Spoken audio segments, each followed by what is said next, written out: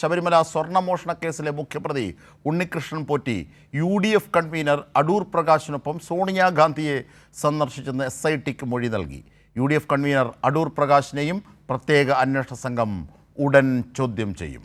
മൊഴിയുടെ അടിസ്ഥാനത്തിലായിരിക്കും അടൂർ പ്രകാശിനെ ചോദ്യം ചെയ്യുക. ഇതിൻ്റെ കൂടുതൽ വിവരങ്ങളുമായി ഷീജ ഞങ്ങളുടെ പ്രതിനിധി ചേരുകയാണ്. ഷീജ, നേരത്തെ തന്നെ അടൂർ പ്രകാശുമായി ബന്ധപ്പെട്ട പേര് പുറത്തെത്തിയതാണ്. ഉടൻ ചോദ്യം ചെയ്യുന്ന ഒരു സാഹചര്യം ഉണ്ടായി. ഇന്നിപ്പോൾ ഈ പോറ്റിയുടെ കൂടി മൊഴിയുടെ വിശദാംശങ്ങൾ പുറത്തേക്ക് ലഭിക്കുകയാണ്. അപ്പോൾ കൂടുതലായി സോണിയാഗാന്ധിയുമായി 2 തവണയാണ് സോണിയാഗാന്ധിയുമായി ഈ പോറ്റിയും ഗോവർദ്ധനും കൂടിക്കാഴ്ച നടത്തുന്നത്. ഒരു തവണ ആൻ്റണിക്കൊപ്പം, ഒരു തവണ അടൂർ പ്രകാശിനൊപ്പം എന്നാണ് നമ്മുടെ അറിവ്. പക്ഷേ അടൂർ പ്രകാശിലേക്ക് ഉടൻ തന്നെ ചോദ്യം ചെയ്യുന്നതിലേക്ക് നയിച്ച പോറ്റിയുടെ മൊഴി എന്താണ്? അതിൻ്റെ വിശദാംശങ്ങളിലേക്ക് കൂടി ഒന്ന് പോയാൽ.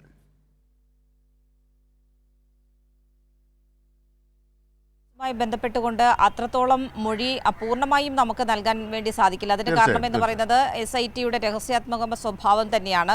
നിലവിൽ ഏതായാലും ഉണ്ണികൃഷ്ണൻ പോറ്റിയെ ഈ കേസുമായി ബന്ധപ്പെട്ടുകൊണ്ട് കസ്റ്റഡിയിൽ വാങ്ങുകയും ചോദ്യം ചെയ്യുകയും ചെയ്തിട്ടുണ്ട്. ഇപ്പോൾ കഴിഞ്ഞ ദിവസമാണ് ഏറ്റവും ഒടുവിലായി കസ്റ്റഡിയിൽ വാങ്ങി ചോദ്യം ചെയ്തത്, SIT ചോദ്യം ചെയ്തത്. ആ ചോദ്യം ചെയ്യലിലാണ് ഉണ്ണികൃഷ്ണൻ പോറ്റി വ്യക്തമാക്കുന്നത് താൻ ദില്ലിയിൽ പോയിട്ടുണ്ട്, അടൂർ പ്രകാശ് MPക്കൊപ്പമാണ് പോയിട്ടുള്ളത്, സോണിയാഗാന്ധിയുമായി കൂടിക്കാഴ്ച നടത്തിയിട്ടുണ്ട് എന്നുള്ള കാര്യം സ്ഥിരീകരിച്ചിട്ടുണ്ട്.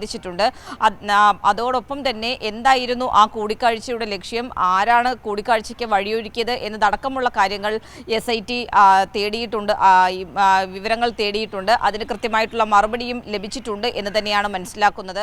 അതുകൊണ്ട് തന്നെയാണ് എത്രയും വേഗത്തിൽ അടുത്ത ഘട്ട നടപടി എന്ന നിലയിൽ അടൂർ പ്രകാശിനെ ചോദ്യം ചെയ്യാൻ വേണ്ടിയിട്ടുള്ള നീക്കങ്ങൾ SIT ആരംഭിച്ചിരിക്കുന്നത്. അതുകൊണ്ട് തന്നെ എത്രയും വേഗത്തിൽ നോട്ടീസ് അയക്കുക അടൂർ പ്രകാശിന് എന്നുള്ളതാണ് നിലവിൽ SIT തീരുമാനിച്ചിരിക്കുന്നത്. തിങ്കളാഴ്ച നിലവിലുള്ള അന്വേഷണ പുരോഗതി റിപ്പോർട്ട് ഹൈക്കോടതിയിൽ കൊടുക്കേണ്ടതുണ്ട്. അതുകൊണ്ട് തന്നെ SITയുടെ നിലവിലൊരു നീക്കമെന്ന് പറയുന്നത് അതിനു മുൻപ് അടൂർ പ്രകാശിനെ ചോദ്യം ചെയ്ത് അടൂർ പ്രകാശും ഉണ്ണികൃഷ്ണൻ പോറ്റിയുമായുള്ള ബന്ധം എന്താണ് എന്നതിൽ ഒരു വ്യക്തത വരുത്തുക എന്നതുകൂടി SIT ലക്ഷ്യമിടുന്നുണ്ട്. പക്ഷേ ഇനിയിപ്പോൾ നോട്ടീസ് കൊടുത്ത് ഉടൻ തന്നെ അടൂർ പ്രകാശ് ഹാജരാകണമെന്നുമില്ല. അപ്പോൾ അങ്ങനെയുള്ള കാര്യങ്ങൾ വരികയാണെങ്കിൽ ഒരുപക്ഷെ അത് വൈകിയേക്കാം എന്നുള്ളതും SIT അനുമാനിക്കുന്നുണ്ട്. ഏതായാലും നടപടികളിലേക്ക് SIT ഇതിനകം തന്നെ കടന്നു കഴിഞ്ഞിട്ടുണ്ട് എന്നുള്ളതിൽ തർക്കമില്ല.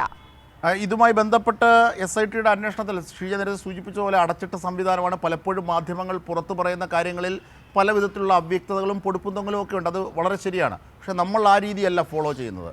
അപ്പോൾ അതുകൊണ്ട് തന്നെ ഇപ്പോഴത്തെ അന്വേഷണത്തെ സംബന്ധിച്ച് ഇതോടൊപ്പം ലഭിക്കുന്ന കൂടുതൽ വിവരങ്ങൾ എന്തെങ്കിലും ഉണ്ടെങ്കിൽ അതുകൂടി ആഡ് ചെയ്യാം ഷീജ.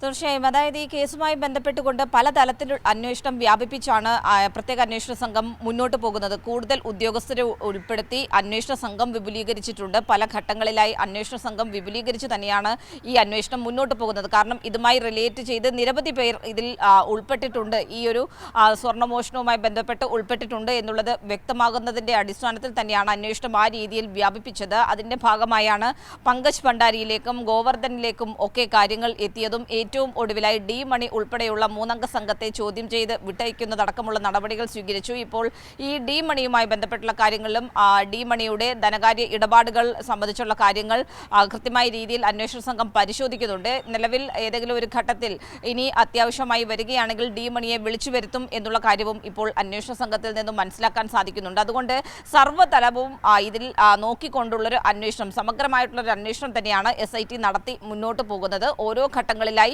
ലഭിക്കുന്ന വിവരങ്ങളുടെ അടിസ്ഥാനത്തിൽ അതിൽ തെളിവുകൾ ഉറപ്പാക്കിക്കൊണ്ടാണ് ചോദ്യം ചെയ്യലിലേക്ക് കടക്കുന്നത്. അങ്ങനെ ആ രീതിയിൽ കേസ് കൂടുതൽ ബലപ്പെടുത്തുക എന്നുള്ളത് തന്നെയാണ് SIT തീരുമാനിച്ചിരിക്കുന്നതും ആ രീതിയിലുള്ള നടപടികളുമായി തന്നെയാണ് മുന്നോട്ട് പോകുന്നത്. മജിംഷാദ്.